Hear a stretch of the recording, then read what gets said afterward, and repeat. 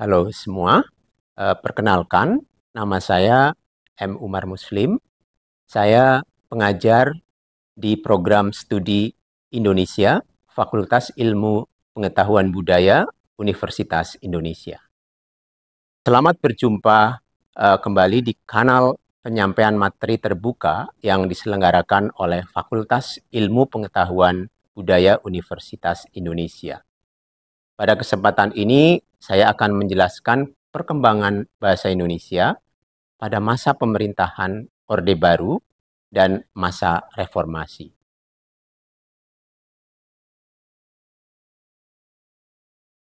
Selama masa pemerintahan Orde Baru 1966 hingga 1998, perkembangan bahasa Indonesia relatif stabil.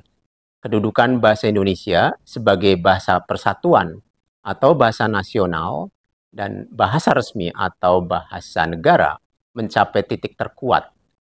Bahasa Indonesia tersebar di seluruh Indonesia. Kemanapun kita pergi, kita bisa berkomunikasi dengan penduduk setempat menggunakan bahasa Indonesia.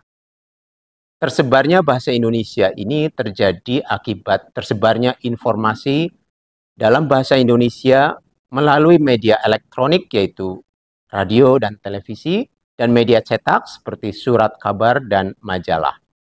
Pendidikan yang tersebar di seluruh Indonesia juga mempercepat laju perkembangan bahasa Indonesia. Transportasi darat, air, dan udara yang semakin mudah juga mendorong tersebarnya bahasa Indonesia. Di lain pihak, kebanggaan terhadap bahasa Indonesia juga menjadi sangat kuat. Anjuran pemerintah untuk menggunakan bahasa Indonesia yang baik dan benar disambut positif oleh masyarakat. Peran pusat bahasa, sekarang Badan Bahasa, dalam menanamkan kebanggaan terhadap bahasa Indonesia sangat besar. Pada masa pemerintahan Orde Baru, bahasa Indonesia mendapat banyak pengaruh dari bahasa Inggris dalam bidang kosakata. Banyak kata dari bahasa Inggris dipinjam dalam bahasa Indonesia.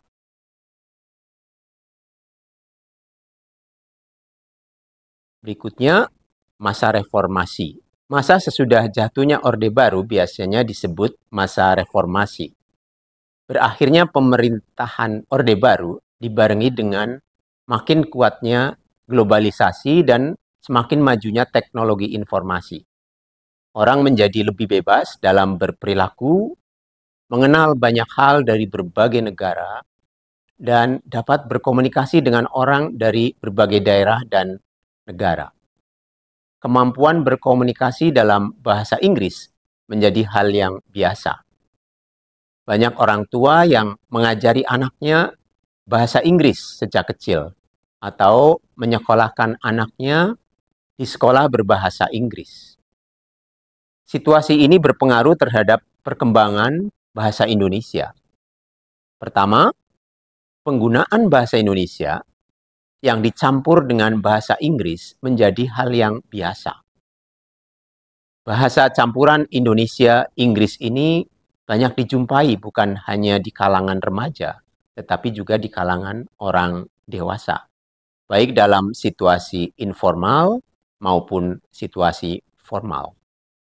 Dalam bahasa Indonesia tulis, penggunaan bahasa campuran ini juga makin sering dijumpai. Misalnya, banyak film, lagu, dan novel berbahasa Indonesia yang judulnya memakai bahasa Inggris. Kedua, makin banyak orang Indonesia yang kemampuan bahasa Inggrisnya jauh lebih baik daripada kemampuan bahasa Indonesianya. Sehingga mereka lebih suka menggunakan bahasa Inggris daripada bahasa Indonesia. Ketiga, penggunaan kata-kata yang berkonotasi negatif dan kata-kata kasar makin sering dijumpai dalam ranah publik. Di lain pihak, makin banyak orang asing yang belajar bahasa Indonesia di negara mereka sendiri atau di Indonesia. Dan banyak orang Indonesia yang pergi ke luar negeri untuk mengajar bahasa Indonesia. Sementara itu, pemerintah Indonesia terus melakukan upaya untuk membuat bahasa Indonesia menjadi bahasa internasional. Sejauh ini, upaya ini berhasil di UNESCO, di mana bahasa Indonesia ditetapkan sebagai salah satu bahasa resmi yang digunakan dalam konferensi umum UNESCO.